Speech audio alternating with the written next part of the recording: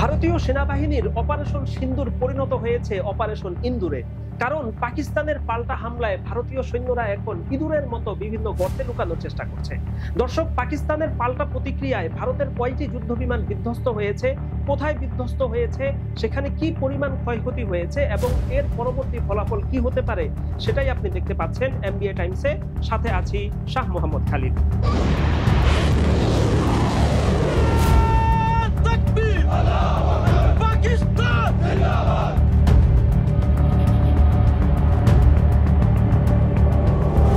Operation সিন্দুর নামে ভারতীয় বাহিনী পাকিস্তানে হামলা করার পর তার পাল্টা প্রতিক্রিয়ায় পাকিস্তানের পাল্টা বিমান হামলায় এবং ক্ষেপণাস্ত্র হামলায় ভারতের যে যুদ্ধ বিমানগুলো বিধ্বস্ত হয়েছে তার মধ্যে 3টি বিমান ভারতের অধিকৃত, অর্থাৎ ভারত যে কাশ্মীর দখল করে রেখেছে সেই কাশ্মীরের পুলওয়ামা জেলার, আমি যদি জায়গাগুলোর নাম বলি, আখনুর, রামবান এবং পামপুর, এই 3টি জায়গায় 3টি ভারতীয় যুদ্ধ বিমান বিধ্বস্ত হয়েছে।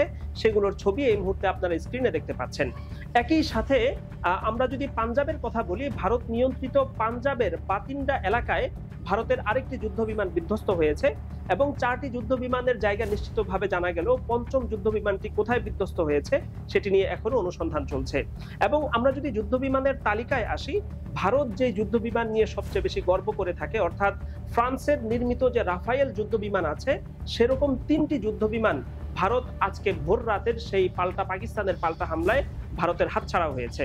এবং এক একটি রাফায়েল যুদ্ধ বিমানের দাম 200 মিলিয়ন মার্কিন ডলার। এর পাশাপাশি ভারতের একটি মিগ-29 যুদ্ধ বিমান এবং একটি সুখোই যুদ্ধ বিমান, যেগুলো রাশিয়ার নির্মিত, সেগুলো এখানে বিধ্বস্ত হয়েছে।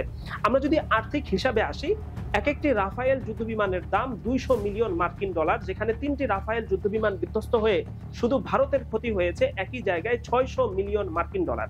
এবং যে সুখোই যুদ্ধ বিমান বিধ্বস্ত হয়েছে সেই এক একটি ইউনিটের মূল্য 90 মিলিয়ন মার্কিন ডলার। একই সাথে মিগ-29 যুদ্ধ বিমানও অত্যন্ত মূল্যবান একটি বিমান।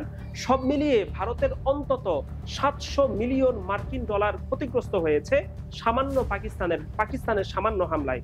এবং 700 মিলিয়ন মার্কিন ডলারকে যদি আমরা বাংলা টাকায় কনভার্ট করি, অন্তত 1 লক্ষ কোটি টাকা ভারত ক্ষতিগ্রস্ত হয়েছে। এবং 1 লক্ষ কোটি টাকা আসলে কত কোটি টাকা সেটা ভারতীয়রা যারা না বুঝে ভারতের বিভিন্ন জায়গায় ভারতীয় পতাকা নিয়ে আনন্দ মিছিল করছে যে ভারত নাকি অপারেশন সিন্দুরের মাধ্যমে পাকিস্তানকে সাহায্য করেছে, সেই মূর্খের জাতি বলতেও পারে না যে 1 লক্ষ কোটি টাকার মধ্যে একের পরে কয়টা শূন্য বসে। আমরা তাদের অবগতির জন্য বলতে পারছি, 1 লক্ষ কোটি টাকার মধ্যে একের পরে আরো 12টি শূন্য বসে যেই অঙ্কটি তৈরি হয় সেই অঙ্কের নাম হচ্ছে 1 লক্ষ কোটি টাকা।